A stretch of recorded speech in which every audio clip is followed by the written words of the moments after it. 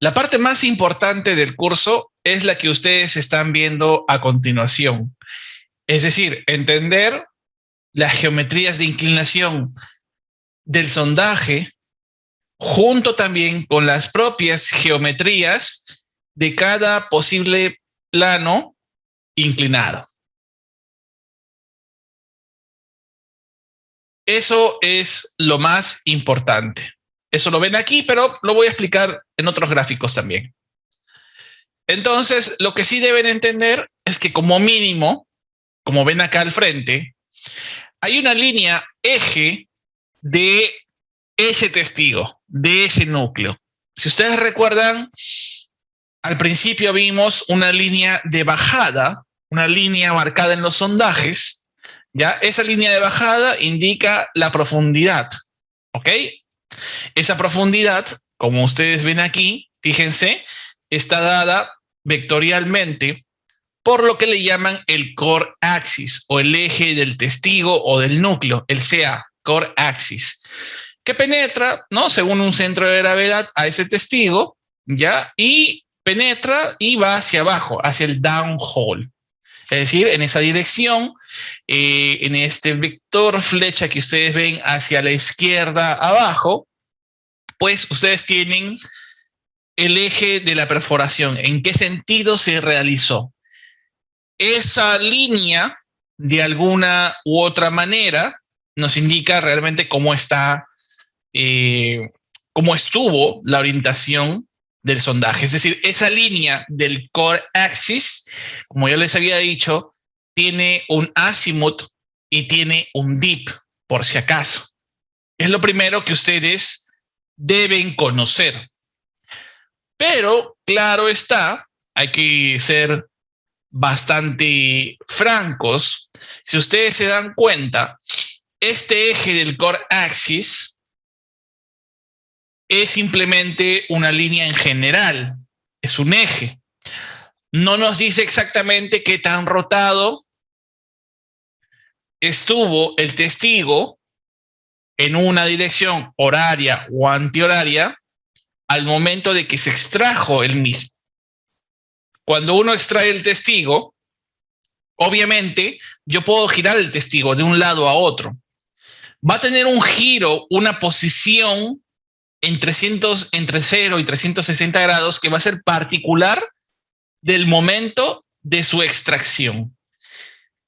Esa posición, no solamente en el X y Z, sino esa posición angular, está dada por esta línea, fíjense, esta línea gruesa. El core axis o el eje es una línea y me indica hacia dónde he perforado, ¿ok? Cómo de alguna u otra manera se ha perforado, se ha profundizado en la perforación. Pero es obvio que si yo tengo un plano, como una elipse aquí, como ustedes están viendo acá, ese plano va a tener un rumbo y buzamiento particular in situ. Yo lo puedo artificialmente rotar de un lado a otro, pero particularmente tuvo un rumbo y buzamiento original, in situ.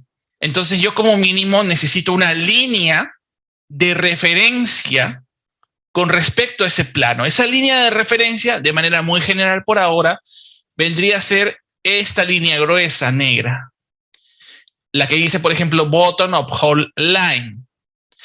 Esta línea es súper importante porque esa línea es paralela al core axis y espacialmente, de forma geométrica, trigonométrica o estructural, también lleva consigo el azimuth y el dip de esa perforación.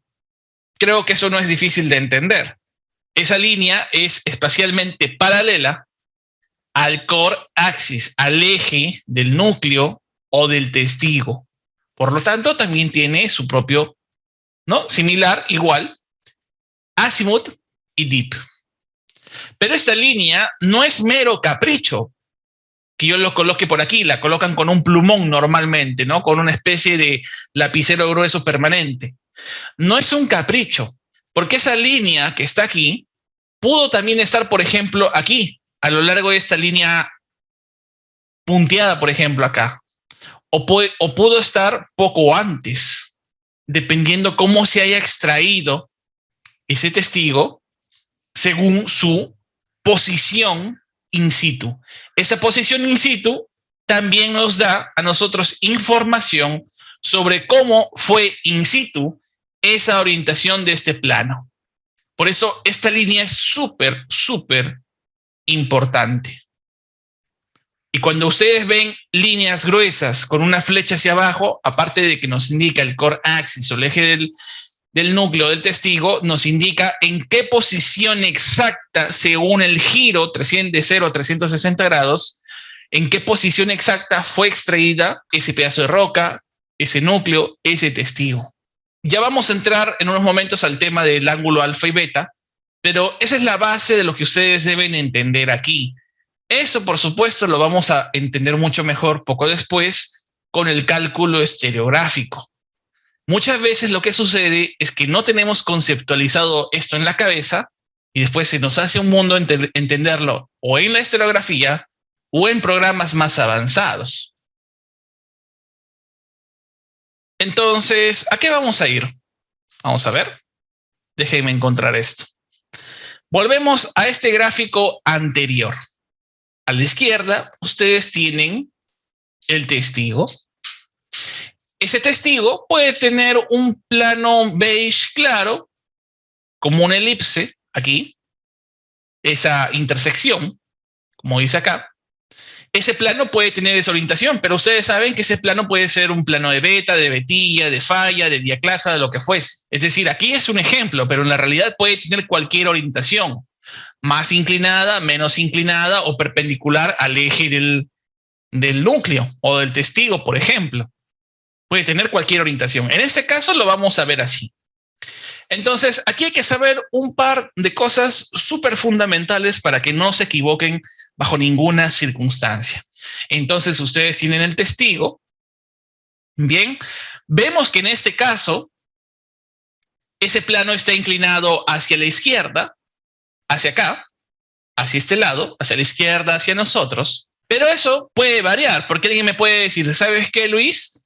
Este testigo yo lo tomo así y se ve que usa ese plano, ese elipse hacia nosotros porque lo tengo tomado de esta manera. Si yo el testigo en general lo roto, le cambio de posición, ese plano también va a cambiar de dirección de buzamiento y puede resultar en cualquier otra cosa. Por supuesto. Por eso es que su guía principal es esa línea acá, el Bottom of Hole Line, el BOH, que en español vendría a ser algo así como el fondo de la línea del agujero, algo así, ¿no? Como el fondo de la línea de perforación o el fondo del sondaje, ¿no? O hacia dónde está el fondo de sondaje, algo así. Preferiría llamarle Bottom of Hole Line, BOH, bien, pero más allá del nombre o la traducción, ese BOH es una línea, ya les dije, espacialmente paralela al core axis, al eje del núcleo, bien, y esa línea tiene una dirección que apunta hacia dónde fue la perforación. Es decir, que en sentido de esa flecha estoy yendo a mayor profundidad, a mayor profundidad, a mayor profundidad. Y a su vez, esa línea, fíjense, puede posicionarse aquí, en este sitio, con respecto a esa elipse, a ese plano de diaclasa, por ejemplo, en cualquier posición. Puede estar en un sitio acá, puede estar a lo largo de esta línea punteada, en cualquier sitio. Aquí el ejemplo se ve acá. Este BOH es súper importante porque, como van a ver en unos momentos, da una relación geométrica con respecto al rumbo del plano in situ de esa diaclasa, de esa discontinuidad que ustedes ven al frente, de esa elipse beige.